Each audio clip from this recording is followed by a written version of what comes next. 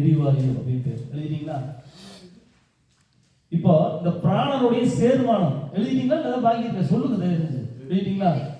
இந்த பிராணனுடைய சேர்க்கை பார்த்தீங்கன்னா காற்று நீர், காற்றும் நீரும் இணைந்ததுதான் பிராணம் அப்படின்னு சொல்றோம். எழுதிக்கங்க, காற்று நீர்.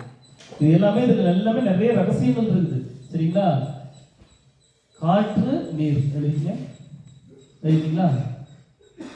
பிராணனுடைய சேர்க்கை வந்து காற்று நீர். இப்போ இதனுடைய இருப்பிடம் பார்த்தீங்கன்னா இருபுருவ மத்தி. இந்த இருபுருவ மத்தியில தான் என்ன இருக்குது? இந்த பிராணனுடைய இருப்பிடம் இருக்கிறது.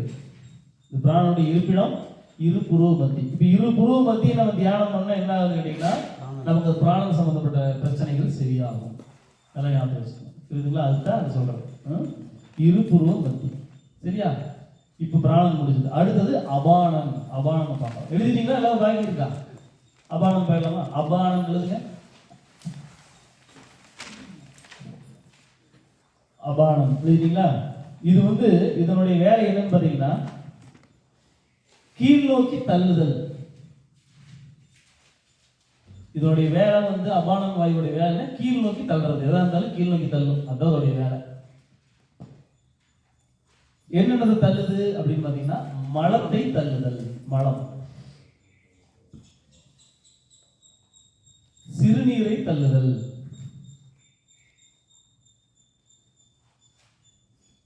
அடுத்தது சிறுநீரை தள்ளுதல் எழுதிங்களா? அடுத்தது கர்ப்பப்பையிலிருந்து சிசுவை வெளியே தள்ளுதல், குழந்தையை வெளியே தள்ளுதல். 11 மணிக்கு நீங்க போய் சிசுவை வெளியே தள்ளுதல் எழுதிங்களா? அடுத்தது ஆசன வாயை சுருக்குதல். ஆசன வாயை சுருக்கி விரித்தல், சுருக்குதல் விரித்தல்.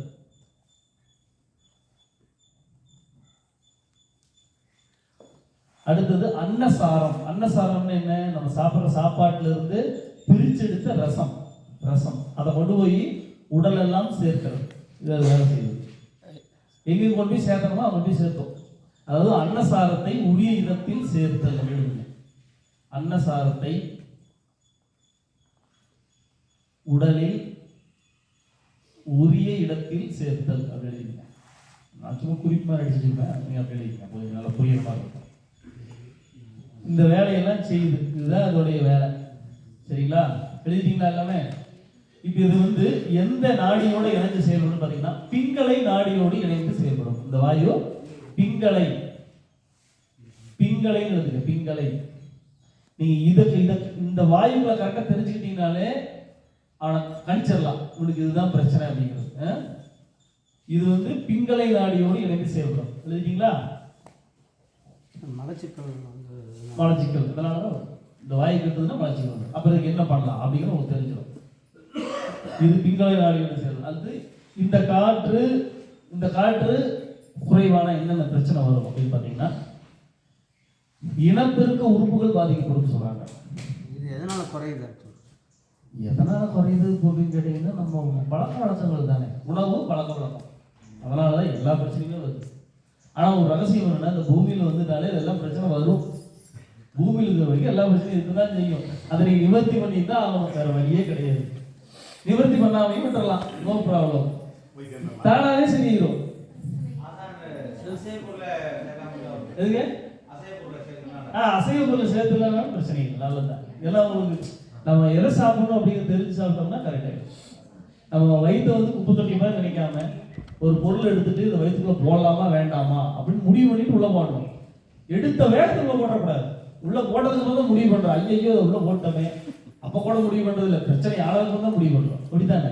அந்த மாதிரி பண்ணாம நம்ம பொருளை வந்து கையில் எடுத்துக்கணும், கண்ணில் பார்க்கணும், இதை சாப்பிடலாமா வேண்டாமா, இதனால நன்மை கிடைக்குமா இல்லை தீமை கிடைக்குமா. அப்படி யாராவது சாப்பிடணும் யோசிச்சு பாரு, யாரும் சாப்பிடணும். எவ்வளவு வேகத்தில் எடுக்கிறோம், எவ்வளவு உள்ள போகுதுன்னு யாருக்குமே தெரியாது. இல்ல நாக்கு கடிமையா தான் இருக்கிறோம். அதான் சொன்னேன், அதான் நாவை வெல்லாதவனால் சாவை வெல்ல முடியாது. எவன் ஒருவன் நாவை வென்றானோ அவன் சாவை வெல்லுவான். இதான் உண்மை. சொல்லுங்க. இந்த கேஸ் ட்ரபிள்னு சொல்றாங்க. ஆமா, வாயு. இது எந்த வாயுல சேர்ந்தது? இதுதான் அபான வாயு தான். அபான வாயு அதிகமானாலும் பிரச்சனை, கம்மியானாலும் பிரச்சனை. அதை கரெக்டாக சரியாக வச்சுக்கணும். சரி, நம்ம அதை பார்ப்போம். இப்போ இது வந்து பிங்களை நாடியோடு இணைந்து செயல்படுது. இந்த வாயு குறைபாட்டால் ஏற்படக்கூடிய பிரச்சனை பார்த்தீங்கன்னா இனப்பெருக்க உறுப்புகள்ல பாதிப்பு ஏற்படும்.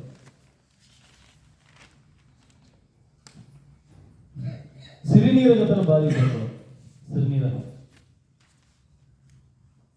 இப்போ உதாரணத்துக்கு சிறுநீரகத்தில் எப்படி பாதிப்பு வருது? நீங்க இப்போ வந்து உங்களுக்கு சிறுநீர் வரும்போது உடனே போய் கழிச்சிட்டிங்கன்னா பிரச்சனை இல்லை. அப்போ அபானம் வந்து சொல்லுது இப்போ வருது, போய் போய் கழிச்சிட்டு வந்துரு. அப்போ நான் போய் கழிச்சிட்டு வரணும். நம்ம என்ன பண்ணுறோம், கொஞ்ச நேரம் விட்டு அப்புறமா போகலாம், வேலை இருக்குது அப்படின்னு வெயிட் பண்ணிட்டு இருக்கோம். அப்போ என்ன இப்போது பிரச்சனை வர ஆரம்பிச்சு. அவ்வளோ விஷயம். இந்த மைண்ட் வச்சுக்கணும். எப்போவுமே இயற்கை என்ன சொல்லுதோ அதை கேட்கணும். நம்ம உடம்பு என்ன சொல்லுதோ அதை கேட்கணும். உண்மை தானே? இப்போ இயற்கை சொல்றது யாருமே கேட்கறதில்லை. இப்போ ஏன் வெயில் காலத்தில் அதிகமாக நம்ம அசைவம் சாப்பிடக்கூடாது. வெயில் காலத்துலேயும் சாப்பிட்டாலும் பிரச்சனை வரும். அப்போ நம்ம என்ன பண்ணுவோம், நம்ம நாக்கு அடிமையிட்டுமா, நல்ல திருவிழா மசாலா காரமாக போட்டு திங்கிறோம். அதான் நமக்கு நிறைய பிரச்சனைகள் இருக்குது. விலங்குகளுக்கெல்லாம் கரெக்டாக பண்ணது. இப்போ நம்ம நாய்க்கு சாப்பாடு வச்சா கூட வேணுங்கிறத சாப்பிட்டு அப்படியே வச்சிரும் மீதி. அதுதான் இப்போ அதான் நானும் சொல்கிறேன். ஒரு நேரம் சாப்பிட்டா நல்லா கேளுங்க, விலங்குகள் வந்து குளிக்கிறதே கிடையாது. இப்போ இந்த நாயெல்லாம் நான் குளிப்பாட்டினதே இல்லை. ஆனால் போனீங்கன்னா வாசமே வராது. பக்கத்தில் போனால் ஒரு வாசம் வருது. இது கண்டதே திக்குது. நல்லா யோசிக்க. நம்மளாவது நல்லது வந்து சாப்பிட்றோம், நம்ம நல்லது தான் சாப்பிட்றோம். நம்ம வந்து சில இதெல்லாம் ஒதுக்கிடுறோம். வேண்டாம் அருவருப்பான பொருட்களை ஒதுக்குறோம். அது அப்படி இல்லை. அருவருப்பா இருக்கவே சாப்பிடுறது, அதாவது ஊசி போடுறது எல்லாத்தையும் போய் சாப்பிடுது. அது எல்லாத்தையும் சாப்பிடுதா. ஆனா அது உடம்புல ஸ்மெல் வருது இல்லை. இது எனக்கு புரியாது. இது ஒன்று ஆச்சா. அது ஒன்று. ரெண்டாவது, நம்ம என்ன சொன்னாலும் நாய்க்கு புரியுது. வானா வருது, போனா போகுது. ஆனா நாய் சொல்றது நமக்கு புரியுது. பாருங்க, ஏதாவது விலங்கு சொல்றது நமக்கு புரியுதா? குருவி கத்துது, காக்கா கத்துது, பூனை கத்துது. ஆனா காக்காயே வந்து வான்னு சொன்னா வருது, போன சொன்னா போகுது, கிளி கூட சொல்ல முடியாது. ஆனா அதுக்கு பேசுறது ஒத்துக்க முடியும். கேட்டா நமக்கு 6 அறிவுன்னு சொல்றாங்க. எனக்கு புரியல, புரியாத புரியுது எல்லாம். சரியா? சரி. அப்போ இது வந்து பாத்தீங்கன்னா சிறுநீரக உறுப்புகள் சார்ந்த பிரச்சனை. அடுத்தது மலக்குடல் சார்ந்த பிரச்சனைகள், நோய்கள். மலக்குடல் சார்ந்த நோய்கள், செரிமான குறைபாடுகள். செரிமான குறைபாடு இருக்கிறதுனால அந்த அபானம் கெட்டு போச்சுன்னு அர்த்தம். ஞாபகம் வச்சுக்கணும். ஏன்னா சரியா வெளியே போனாதானே உங்களுக்கு பசி எடுக்கும். பசி எடுத்தாதானே செரிமானம் சரியா நடக்கும். புரியுதுங்களா? எப்பவுமே மழை ஜலத்தை அடக்கக்கூடாது சொல்லுவாங்க சித்தர்கள். மழை ஜலத்தை அடக்கக்கூடாது. அதே நேரத்தில் அவர் என்ன சொல்றாரு, மருந்தென வேண்டாம். அவர் சொல்றாரு பாருங்க. அவர் சொல்ற குரலுக்கு பேர் வந்து என்ன சொல்றாரு, மருந்துன்னு தலைப்பு வச்சிருக்கிறாரு. தலைப்பு மருந்து. ஆனா அவர் சொல்றது என்ன சொல்றாரு, மருந்தென வேண்டாவாம், யாக்கை அருந்தியது அற்றது போற்றியது. எப்படி சொல்றாரு, நீ சாப்பிட்டது சரிவர ஜீரணமாகி நல்ல பசி எடுத்ததுக்கு அப்புறம் சாப்பிடு, உனக்கு மருந்தே தேவையில்லை. சார் காலையில் நான் சாப்பிட்டேன் இட்லி பொங்கல். அப்புறம் இவர் வந்தவொடனே இவர் கம்பெனி அவர் சொன்னாரு சாப்பிட்டேன். இன்னொரு அவர் கம்ப்ளைண்ட் பண்ணுவாரு. இந்த மாதிரி தான் இப்படி சாப்பிட்டா என்ன யோசி. ஆனா உடம்பு வந்து என்ன சொல்லுது தெரியுங்களா, அதாவது சில பேருக்கு பசி வந்து 2 விதமா இருக்கு. நல்லா கேட்டுக்கணும்.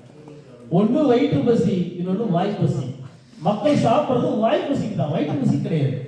வாயில பசிக்குதா, பார்த்த உடனே பசிக்கு, வாயில ஜலம் ஊறும், உடனே சாப்பிட ஆரம்பிச்சிடும். வயிற்றுல பசி இருக்காது. அப்ப நம்ம எதுக்கு சாப்பிடணும், வயிற்று பசிக்கு தான் சாப்பிடணும், வாய் பசிக்கு சாப்பிடக்கூடாது. சரி, இப்போ எழுதிட்டீங்களா? செரிமான குறைபாடுகள் இதெல்லாம் வரும், இந்த நோயெல்லாம் வரும்.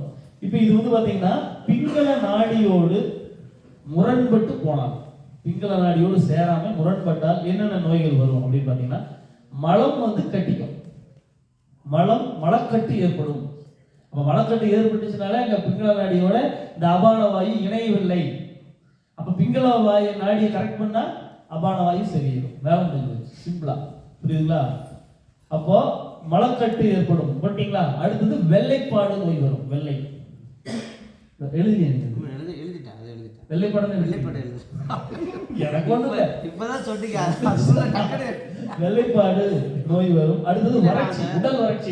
இதை யோசிச்சுட்டு இருந்தேன், வேற ஒண்ணு. அந்த இதெல்லாம் எழுதிங்க. இப்ப அந்த கலைக்கு போகும்போது அதெல்லாம் கிளியரா புரியும். இப்ப கொஞ்சம் புரியும், பாதி புரிஞ்ச மாதிரி இருக்கும். நீங்க இல்ல தசைகளை சரி பண்ணா அந்த பிராண அந்த அபான வாயு சொல்றேன். தசை நாடியை பத்தி நம்ம படிக்கும் போது உங்களுக்கு கிளியரா புரியும். சரி, இப்ப பாதி தான் புரியும். எழுதிக்கிறீங்க, மறந்துடாது. எழுதி. வெள்ளைப்பாடு, உடல் வறட்சி, வெள்ளை நோய், வெள்ளைப்பாடு சொல்றோம் இல்லைங்களா, வெள்ளைப்படுதல். வெள்ளைப்பாடு. அடுத்தது உடல் வறட்சி. குடல சார் என்னங்க, உடல் வறட்சிங்க. உடல் வறட்சி அது சரியா சாப்பிடல, சாப்பிடலன்னா யாருக்கும் குடல் வறட்சி கிடையாது. நைஜீரியாவிலேயே கேள்விப்பட்டிருக்கேன். இல்ல அது சோமாலியா. சோமாலியாவா? அடுத்தது அதிக தாகம். சில பேருக்கு அதிக தாகம் எடுத்துகிட்டே இருக்கும், தாகம் அடக்கவே அடங்காது. அப்பவே முடிவு பண்ணிக்கலாம், ரைட்டு அப்போ வந்து இந்த பிரச்சனை இருக்கு. அடுத்ததாக சிலேத்துவ நோய்கள். சிலேத்துவம்னா ஐயம். ஐயம்னா என்னது?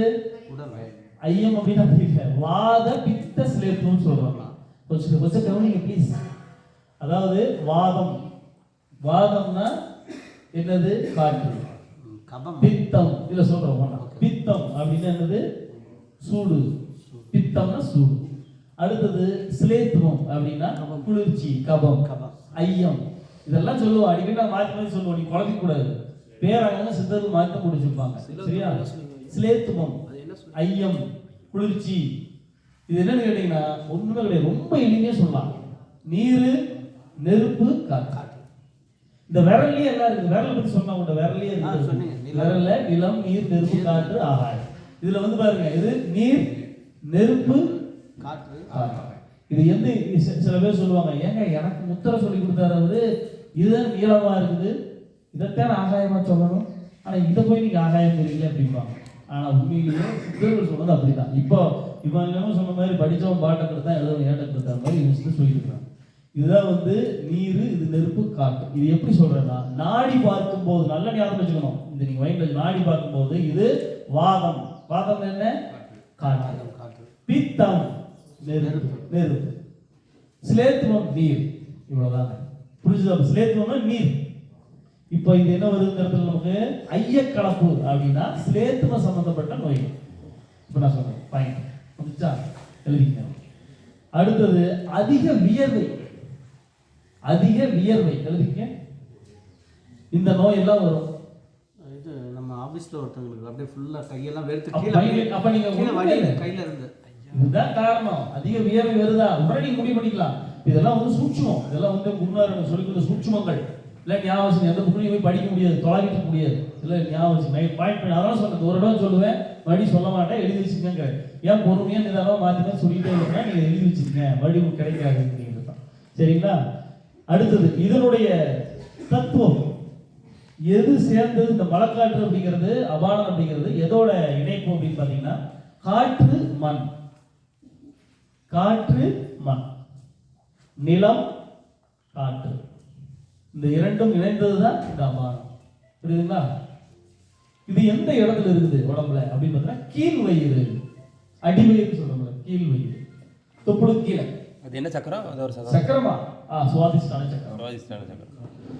இது சக்கரம் நான் சொல்லல, இது சக்கரத்தை பத்தி இதுல வராது, அது அப்புறம். இது வந்து ஒன்லி கீழ் வயிறு, அடி வயிறு. சரியா? அடி வயிறு ஏதோ பர்டிகுலரா சொல்லுவாங்க. பர்டிகுலர் தொப்புளுக்கு கீழே, தொப்புளுக்கு கீழே இருக்கிற பகுதி எல்லாமே இது சம்பந்தப்பட்டதுதாங்க. அதனாலதான் குறிப்பிட்ட இந்த புள்ளி சொல்றது, குறிப்பிட்டு தொப்புளுக்கு கீழே இருக்கிற எல்லாமே, எல்லா பார்ட். அடுத்தது விரல்ல சொன்னீங்களே நீர், நெருப்பு, காற்று சொல்லுங்க. என்னது? நிலம், நீர். இப்ப இந்த விரல் அமைப்பு பாருங்க, இறைவன் நமக்கு விரல் அமைப்பு எப்படி கொடுத்துருக்கான் பாருங்க. இப்படி நீட்டினீங்கன்னா இந்த விரல் அமைப்பு இப்படி இருக்குதா? இப்ப நல்லா கவனிங்க. நிலம் வந்து சிண்டு விரல், சுண்டு விரல் கீழே இருக்குது. நிலம், சுண்டு விரல்.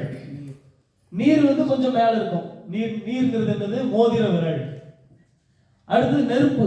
நெருப்பு விரல் நடு விரல். நடு விரல் அவ்வளவுதான், அதுக்கு மேல போகாது. நெருப்பு அவ்வளவுதான் அதோட பவர்.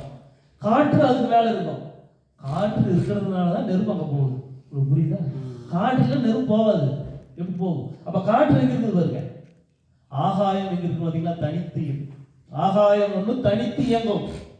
ஆகாயம் தனித்து இயங்கும். இது எங்காச்சும் தனித்து இயங்க சொல்லுங்க பார்க்கலாம். இது ஆகாயம் இல்லாம இந்த ரெண்டு பேரும் இப்படி தான் எடுக்க முடியும். அப்படி பாருங்க, ஆகாயம் இதுதான் ஆகாயம். இந்த ஆகாயம் வந்து தனித்து இயங்கும். இது தனியா நீங்க எல்லா வேலையும் இதை வச்சு பண்ணலாம். ஒரு பொருளை கூட இப்படி வச்சு கட்ட வரலையும் தூக்கலாம். ஆனா இந்த ஆகாயம் இல்லாம இந்த 4 விரலும் தனித்து இயங்காது. இதுதான் ஆகாய தத்துவம். அப்ப விரல்கள் அமைப்பை இறைவன் நம்ம கரெக்டா காட்டிட்டான். இதுக்கு மேல இது போவாது, இதுக்கு மேல இது போவாது. அப்ப நம்ம இந்த பூமிக்கு நம்ம எப்படி பிறவி எடுத்து பாருங்க. ஆகாயத்திலிருந்து கீழே வந்துருக்கிறோம். முதல்ல ஆகாயம், அப்புறம் காற்று, அப்புறம் நெருப்பு, அப்புறம் நீர், அப்புறம் நிலம். இதுல என்ன தத்துவம் தெரியுங்களா? முதல்ல ஆகாயம்ங்கிறது ஒருத்தர் பார்த்து, அதாவது கணவனும் மனைவியும் பார்த்து அவங்களுடைய மனதாலே அவர்களை அதாவது பரிமாறிக்கொள்கிறார். மனம்